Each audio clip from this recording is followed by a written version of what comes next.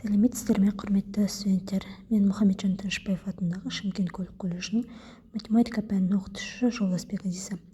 Бүгінгі біздің өтілетін тақырыбымыз иррационал өрнектерді түрлендіру, дәрежелік функция және оның қасиеттері мен графигі. Бүгінгі сабақтың мақсаты иррационал теңдеулердің теңдеудің екі жағды n-ші дәрежеге шығару әдісі арқылы есептер шығару және иррационал теңдеулердің айнымалысын алмастыру әдісі арқылы есептер шығару. Теңдеудің екі жағын n-ші дәрежеге шығару әдісі. Теорема: егер fx тең gx теңдеуінің екі жағын n-ші дәрежеге шығаруда fnx тең gnx теңдеуінің бірінші теңдеуінің салдары болып табылады. Егер n тең 2k плюс 1 болса, онда кері тригонометрия орындалады. Бұл жағдайда бірінші және екінші теңдеу тең шама деп есептелінеді. Егер n тең 2k болса, онда f2k x тең g2k x теңдігі орындалады. Ал егер fa тең ga теңдігі fa тең минус ga теңдігінің ең болмағанда біреу орындалса, онда бірінші және екінші теңдеудің тең шамалы болады.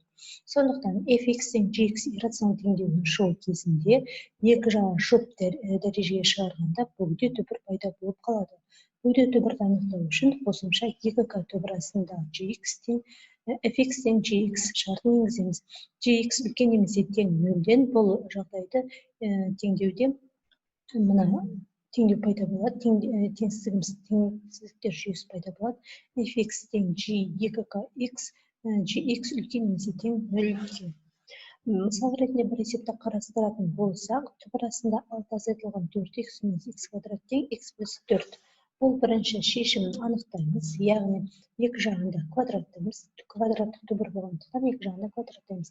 Және мына жерде x плюс 4 деген шешімді біз үлкен немесе тең 0-ге деп есептейміз. Себебі түбірдің астына бізде ешқашанда теріс таңба шықпау керек.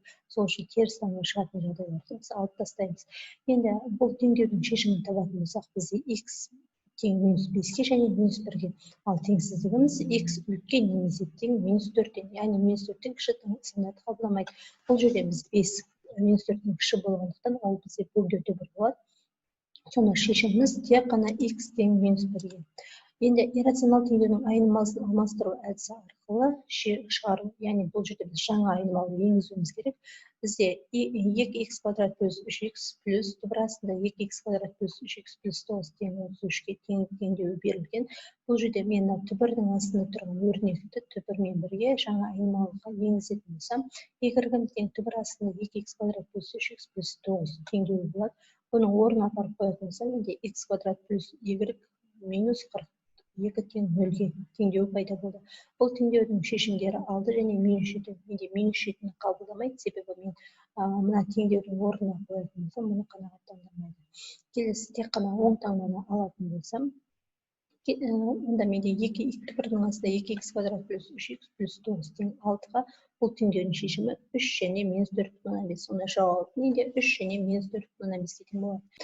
Келесі бізде үй тапсырмасы, яғни теңдеулерді шешіміз. Бірінші есепте біз екі жағында n-ші дәрежеге келтіру арқылы шығарамыз, ал екінші есепте біз жаңа айнымалы енгізу арқылы шығарамыз.